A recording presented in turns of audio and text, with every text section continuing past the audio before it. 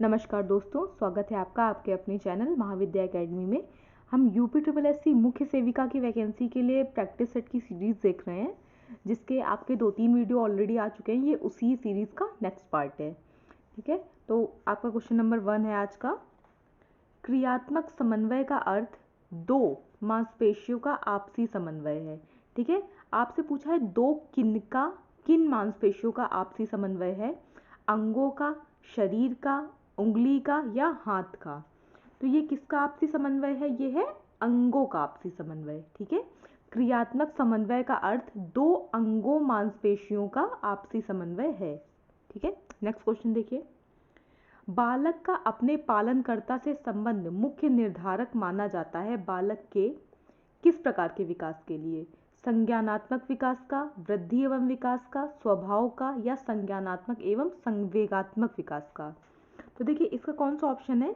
इसका जो option D है। ठीक है, जो इसका ऑप्शन डी है संज्ञानात्मक एवं संवेगात्मक विकास।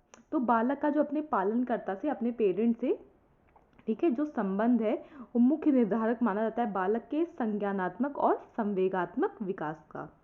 ठीक, देखिए संज्ञानात्मक विकास में बुद्धि एक ऐसी अनुकूलित प्रक्रिया है।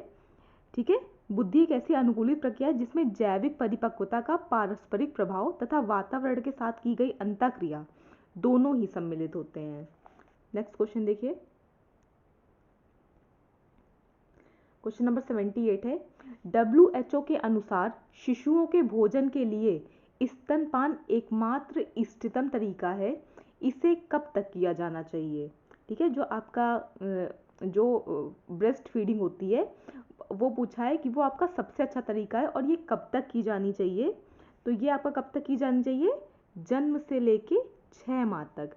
अभी बीच में बहुत सारे ऐड आते हैं जिसमें बताया जाता था कि क्या, कि 6 महीने तक बच्चे को सिर्फ माँ का दूध देना चाहिए। ठीक है, तो ये उसी का एक वही आपसे क्वेश्चन पूछा गया है। 9th है आपका, अपरिपक्व शिशु वे कहलाते हैं जिनका वजन इनसे कम होता है। ठीक है, आपसे पूछा अपरिपक्व शिशु कौन से होते हैं? तो अपरिपक्व शिशु कौन होते हैं? अपरिपक्व शिशु वो होते हैं जिनका वजन किससे कम हो? 2 किलोग्राम से कम हो। देखिए ऐसे नवजात शिशु जिनका जन्म के समय वजन 2 या 2.5 किलो से कम होता है वो अपरिपक्व शिशु कहलाते हैं। नेक्स्ट क्वेश्चन देखिए, गर्भ में आहार एवं ऑक्सीजन की पूर्ति किसके द्वारा होती है? जो आपका गर्भ है उसमें आहार यानी कि फूड और ऑक्सीजन की जो आपूर्ति है वो किसके द्वारा होती है? तो ये फुफ्फुस, गर्भाशय, प्लेसेंटा या अम्बिलिकल कार्ड। ठीक है, तो ये किसके द्वारा होती है? ये होती है आपकी प्लेसेंटा के द्वारा। ठीक है, जो गर्भ में आहार और ऑक्सीजन की पूर्ति है प्लेसेंटा के द्वारा होती है।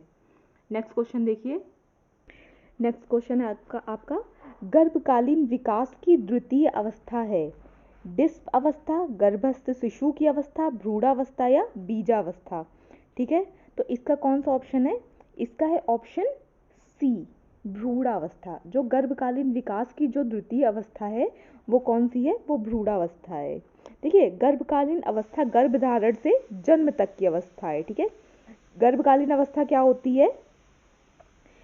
गर्भधारण से लेकर जन्म तक की अवस्था होती है और इस अवस्था की भी 3 उप अवस्थाएं होती हैं। कौन कौन सी? बीजावस्था, भ्रूणावस्था और गर्भस्थ शिशु की अवस्था। ठीक है, नेक्स्ट क्वेश्चन देखिए, मनुष्यों में गर्भावधि की लंबाई कितने दिन की होती है? ठीक है, तो आपसे पूछ रहा है कितने दिन की होती है? 180 दिन की, 200 दिन की, 280 दिन की या 300 दिन की। तो ये कितने दिनों की होती है? ये होती है 280 दिनों की। ऑप्शन सी, जो गर्भावस्था की लंबाई है मनुष्यों में वो कितने दिन की है? 280। देखिए अलग अलग जीवों में ये अलग अलग होती है। ठीक है, देखिए बोलचाल की भाषा में इस अवधि को 9 महीने कहा जाता है। इस अवस्था के अधिकांश परिवर्तन शारीरिक होते हैं। देखिए अध्ययन की सुविधा की दृष्टि से इस अवधि के 3 उपभाग किए गए हैं। पहली होती है डिप्स अवस्था, the period of the ovum, और सेकंड होती है आपकी भ्रूण अवस्था, the period of the embryo. ठीक है, और जो थर्ड अवस्था है गर्भस्थ शिशु की अवस्था, the period of the foetus. ठीक है, नेक्स्ट क्वेश्चन देखिए, नेक्स्ट क्वेश्चन है आपका अंडाणु परिपक्व होता है? कितने दिनों में? 20 दिनों में, 25 दिनों में, 28 दिनों में या 30 दिनों में? तो ये जो आपका अंडाणु है कितने दिनों में परिपक्व होता है? 28 दिनों में। नेक्स्ट क्वेश्चन देखिए। नेक्स्ट क्वेश्चन है आपका, इनमें से कौन सी प्रक्रिया भोजन पदार्थ में जीवाणु को जाने से रोकती है? इरेडिएशन, स्टेरिलाइजेशन, फोर्टिफिकेशन या डिहाइड्रेशन? इनमें से कौन सी जो प्रक्रिया है वो भोज्य पदार्थों में जीवाणु को जाने से रोकती है? तो ये कौन सी प्रक्रिया है? ये है इरेडिएशन। ठीक है, नेक्स्ट देखिए। किसी व्यक्ति का बॉडी मास इंडेक्स दर्शाता है कि वह बीमार है, मोटा है, कुपोषित है, उसकी लंबाई व वजन का सही अनुपात में है। उसकी लंबाई व वजन सही अनुपात में है। तो ये जो आपका बॉडी मास इंडेक्स है ये क्या दर्शाता है? तो ये आपका दर्शाता है ऑप्शन डी। जो बॉडी मास इंडेक्स है ये आपका दर्शाता है कि उसकी लंबाई और वजन सही अनुपात में है कि नहीं है। ठीक है, जैसे मान लीजिए अगर कोई व्यक्ति है वो 5 फुट का है तो उसका जो वजन है वो 40 से लेके 48 किलो तक होना चाहिए। नेक्स्ट देखिए। ऊर्जा मापने की अंतरराष्ट्रीय इकाई है, होपफुली ये सभी को पता होगा, joule, kilo calorie, kilo joule या कैलोरी। तो जो ऊर्जा मापने की अंतरराष्ट्रीय इकाई है वो कौन सी है? जूल है। ठीक है, देखिए जूल अंतरराष्ट्रीय इकाई प्रणाली के अंतर्गत ऊर्जा या कार्य की व्युत्पन्न इकाई है। देखिए 1 जूल 1 न्यूटन बल को बल की दिशा में 1 मीटर दूरी तक लगाने में या फिर 1 एम्पियर की विद्युत धारा को 1 ओम के प्रतिरोध से 1 सेकंड तक गुजरने में व्यय हुई ऊर्जा या किए गए कार्य के बराबर होता है। ठीक है, तो ऑप्शन इसमें आपका कौन सा होगा? ऊर्जा मापने की जो अंतरराष्ट्रीय इकाई है कौन सी है? ये है जूल। नेक्स्ट क्वेश्चन देखिए। कुपोषण मानव शरीर में विभिन्न रक्षा प्रणालियों पर विपरीत प्रभाव डालता है। प्रतिजैवी निर्माण, फैगोसाइटिक क्रिया, ऊतक अखंडता या उपरोक्त सभी या उक्त सभी। ठीक है, तो इसका जो ऑप्शन डी है उक्त सभी, यानी कि प्रतिजैवी निर्माण, फैगोसाइटिक क्रिया और ऊतक अखंडता ये सभी विभिन्न रक्षा प्रणालियों पर विपरीत प्रभाव डालते हैं। नेक्स्ट क्वेश्चन देखिए। भोजन के गैर पोषणीय घटक हैं रेशे या रफेज, जल, वर्ण यौगिक या उक्त सभी। आपसे पूछ रहा है जो भोजन के गैर पोषणीय घटक है वो घटक जिनमें पोषण तत्व नहीं होते हैं वो कौन से हैं? तो वो हैं आपके उक्त सभी। ठीक है, देखिए रेशे या रफेज, जल, वर्ण यौगिक आदि सभी क्या है? भोजन के गैर पोषणीय घटक हैं। फलों और सब्जियों में बहुत सारे पोषक तत्व होते हैं और साथ ही इनमें कैरोटीनॉयड, डाइथियोलेथियोन और जो इस तरह के विटामिन हैं जैसे कि फोलेट, सी और ई आदि पाए जाते हैं। तो ये सब किन में पाए जाते हैं? अन्य चीज़ों में पाए जाते हैं। इन तीनों में कोई भी पोषक तत्व नहीं होता है। नेक्स्ट देखिए। वह भोजन जो एक पोषणीय दृष्टिकोण से पूर्णतः अपर्याप्त है वो कौन सा है? मृदु भोजन, पूर्ण द्रव भोजन, स्पष्ट द्रव भोजन या नियमित भोजन? वो कौन सा है? तो जो स्पष्ट द्रव भोजन है ये एक पोषणीय दृष्टिकोण से क्या है? पूरी तरह से अपर्याप्त है। ठीक है, नेक्स्ट देखिए। नेक्स्ट क्वेश्चन है आपका,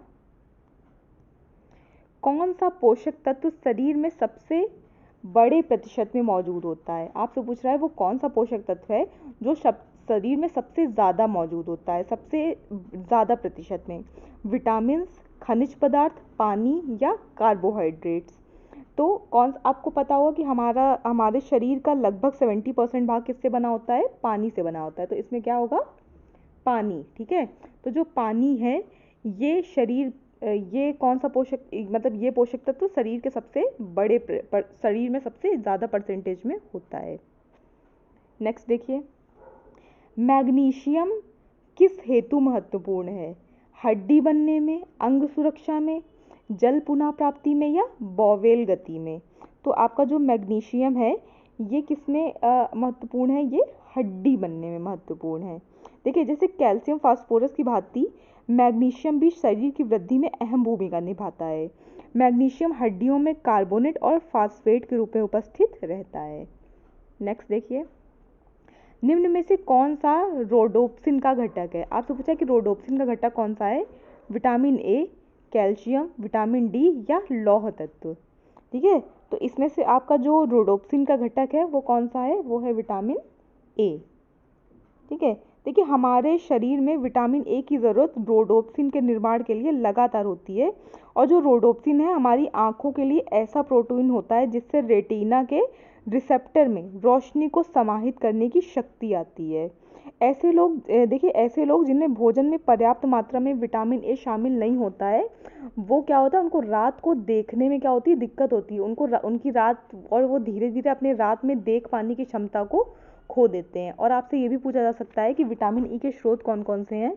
तो आपके स्रोत हैं गाजर, पपीता, ब्रोकली, कद्दू, अंडे की जर्दी, पालक, ये सब मेन सोर्स हैं। इसके अलावा भी कुछ अन्य सोर्स होते हैं।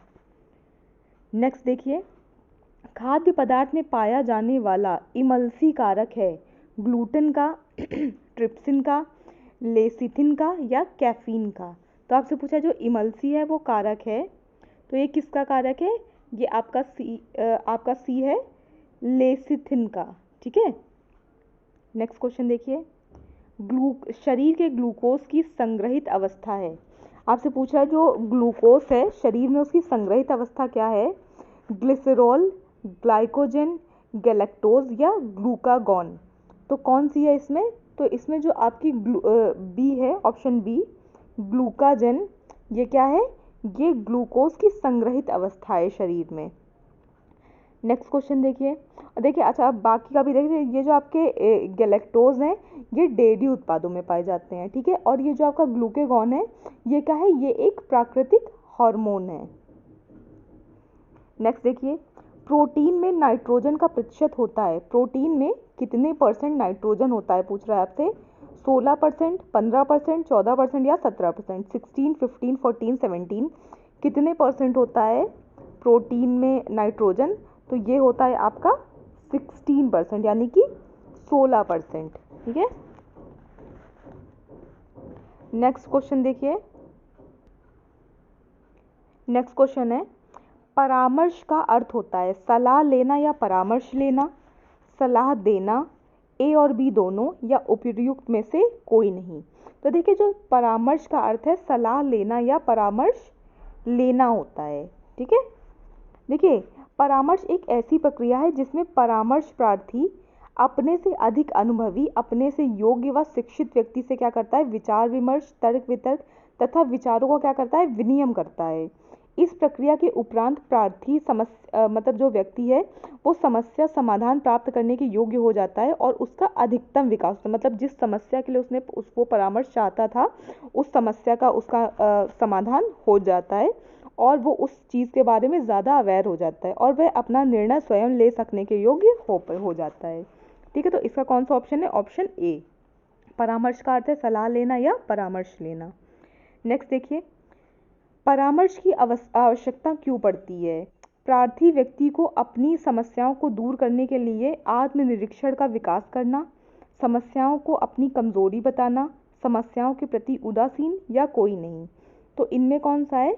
तो ऑप्शन जो आपका ए है, प्रार्थी व्यक्ति को अपनी समस्याओं को दूर करने के लिए आत्मनिरीक्षण का विकास करने के लिए किसकी आवश्यकता होती है? परामर्श की आवश्यकता होती है।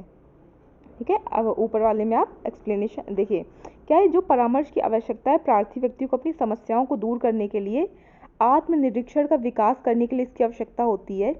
परामर्श के सहयोग से व्यक्ति अपनी मनोस्थिति में क्या कर सकता है? सुधार करके अपनी समस्याओं का निर्णय ले सकने के योग्य हो जाता है। नेक्स्ट क्वेश्चन, परामर्श में परामर्श प्राप्तकर्ता व परामर्शदाता के बीच कैसा संबंध होना चाहिए? मैत्रीपूर्ण, उदासी, ए और बी दोनों, या कोई नहीं? तो ये एकदम कॉमन सेंस का क्वेश्चन है। अगर उदासी का संबंध होगा तो ठीक से बात ही नहीं हो पाएगी, जब तक मैत्रीपूर्ण संबंध नहीं होंगे तब तक वो बात नहीं उस लेवल तक जा पाएगी। ठीक है, जब आप किसी से सजेशन ले पाएँ या उसके सजेशन से आप पूरी तरह से सेटिस्फाई हो पाएँ। तो इसका ऑप्शन कौन सा होगा? ऑप्शन ए, मैत्रीपूर्ण संबंध होना चाहिए परामर्शकर्ता और परामर्शदाता के बीच में। नेक्स्ट देखिए, राष्ट्रों के मध्य भ्रातृत्व भावना बढ़ाने के लिए यूनिसेफ को किस वर्ष शांति का नोबेल पुरस्कार दिया गया था?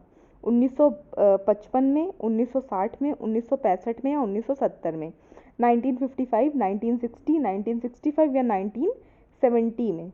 तो देखिए, राष्ट्रों के मध्य भ्रातृत्व भावना और बंधुता बढ़ाने के लिए वर्ष 1965 में यूनिसेफ को शांति के नोबेल पुरस्कार से सम्मानित किया गया था। ठीक है, कब? 1965 में। आज के वीडियो का लास्ट क्वेश्चन देखिए, संयुक्त राष्ट्र जनसंख्या कोष के आंकड़ों के अनुसार विश्व में कुशल स्वास्थ्य कर्मियों के संरक्षण में होने वाले जन्म की प्रतिशतता कितनी है? ठीक है, 70, 75, 82 या 84, 70, 75, 82 या 84। तो वर्तमान में कुल 82% बच्चों का जन्म कुशल एवं प्रशिक्षित स्वास्थ्य कर्मियों के संरक्षण में हो रहा है। देखिए तो कितना है ये है आपका 82, यानी कि संयुक्त राष्ट्र जनसंख्या कोष के आंकड़ों के अनुसार जो विश्व में कुशल स्वास्थ्य कर्मियों के संरक्षण में होने वाले जन्म की प्रतिशतता कितनी है? 82% है। ठीक है, तो आज के वीडियो में इतना ही। इस सीरीज़ को कंप्लीट देखिएगा, रिवीजन करिएगा और इससे शॉर्ट नोट्स बना लीजिएगा जो आपके एग्ज़ाम टाइम के लिए बहुत ज़्यादा यूज़फुल होंगे। क्योंकि आप अगर बड़ी बड़ी क्लासेस देखते हैं तो इनसे क्या होता है, आप लास्ट टाइम पे रिवीजन नहीं कर पाते हैं और कोई भी एग्ज़ाम आप तब तक क्रैक नहीं कर सकते जब तक आपने उसके कंटेंट को 2, 3, 4 बार अच्छे से रिवीजन ना किया हो। ठीक है, वीडियो देखने के लिए thank you so much. Like, share और सब्सक्राइब करना मत भूलिएगा। Thank you.